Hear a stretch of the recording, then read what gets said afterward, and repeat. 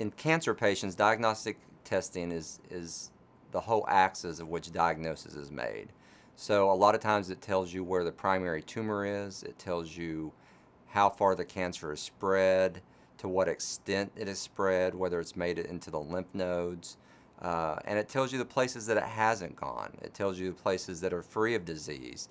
And all of these have to be taken into consideration when you determine what method and means you're going to do to treat the cancer.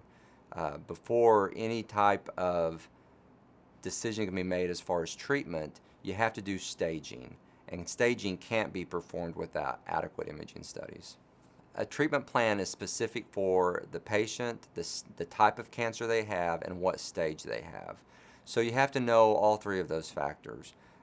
Imaging comes into play in what type of cancer it is, meaning where did it start. Oftentimes mammography is used to find breast lesions. Virtual colonoscopy can be used to find lesions in the colon. CT of the chest is used to find lesions in the lung. But then also we use more broad-based imaging to determine to what extent has the disease progressed, meaning what stage is the patient at diagnosis. And then once the oncologist or radiation oncologist has that information, what type of cancer it is and to what extent it has spread, what stage it is, then they can work together and come up with a treatment plan for that specific patient at what stage of the game they're at. When a patient's diagnosed with cancer or suspected to have cancer, I think there's a few things that they need to work towards. Number one is not accepting status quo. If your physician tells you that you need to have imaging studies done, you need to find out where they're going to send you, how current their equipment is, and how quickly they can get you in. If a hospital tells you that it's going to be 3 weeks before you can have a CT, you don't have to accept that answer, because the faster we can determine where the cancer is coming from, what stage the cancer is, the faster we can get the treatment options going to get this under control. The next question you need to ask is, who's reading your studies? Radiologists are board certified all across the U.S., and every radiologist can certainly read a cancer study.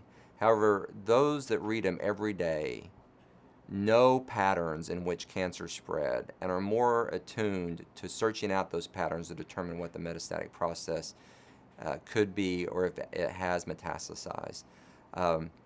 So I think with anything medically related, someone who's doing this process every day is definitely at an advantage to someone who just simply does it once or twice a month. The third thing that I would ask is, as far as the technology goes, is how aggressive are you at this center? Is cancer really your main focus?